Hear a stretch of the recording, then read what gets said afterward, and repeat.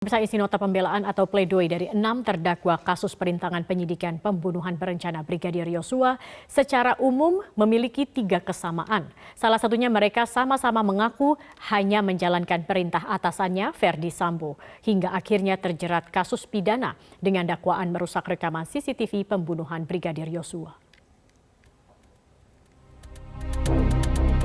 Secara umum ada 3 kesamaan poin yang disampaikan dalam nota pembelaan ke-6 terdakwa obstruction of justice pembunuhan berencana Brigadir Yosua.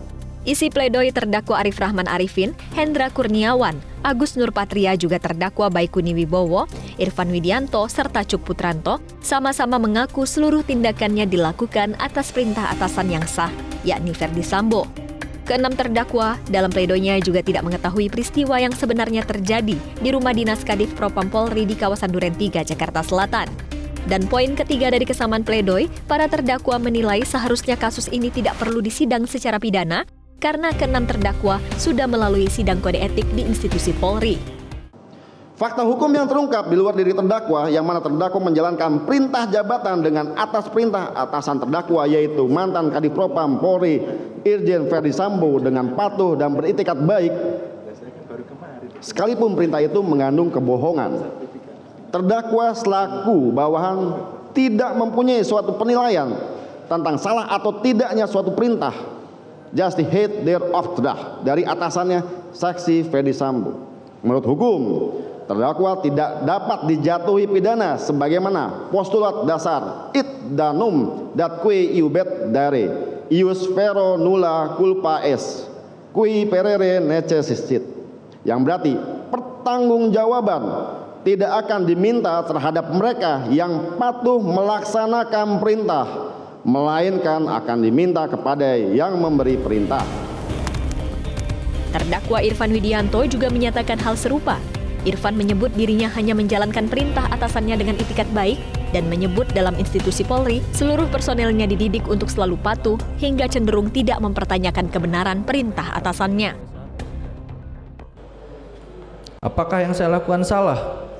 Menjalankan perintah untuk mendatangi TKP kemudian membantu tugas divisi Propam yang saat itu sedang melakukan tugas. Saya yakinkan salah. Bila perintah tersebut datang dari atasan atau komandan dari divisi lain yang tidak memiliki kewenangan, misal lalu lintas, Samapta, atau Intel, atau yang lainnya. Karena bukan kewenangan mereka memberikan perintah. Secara etika kepolisian, saya menyerahkan hal ini kepada internal Polri. Namun secara pidana, hati saya menjerit, namun tak berdaya untuk memberontak. Apakah sebagai seorang prajurit Bayangkara harus saya menanggung beban sedemikian besarnya karena menjalankan perintah atasan? Terdakwa Baikuni Wibowo melalui kuasa hukum menilai bahwa tindakan kliennya yang berinisiatif menyalin rekaman CCTV telah membuka tabir peristiwa pembunuhan berencana yang menimpa Brigadir Yosua pada 8 Juli 2022 lalu. Hal ini seharusnya bisa membebaskan Baikuni dari tuntutan pidana, yakni 2 tahun penjara dan denda 10 juta rupiah. Ada beberapa unsur itu yang tidak terpenuhi terhadap pasal dakwaan, ya, sehingga kami melihat dengan begitu seharusnya dinyatakan bahwa dakwaan itu tidak terbukti dan bukan hal yang haram gitu, maksudnya untuk JPU sebenarnya melakukan tuntutan bebas pun nggak apa-apa gitu. Dan juga bagi hakim kami berharap bahwa akan ada keadilan diberikan kepada klien kami dan memang sesuai dengan fakta persidangan unsur-unsur dalam pasal dakwaan ada yang tidak terpenuhi sehingga dakwaan harus dinyatakan tidak terbukti. Terdakwa Cuk Putranto juga menilai tuntutan jaksa sangatlah berlebihan dan tidak sesuai dengan fakta-fakta persidangan.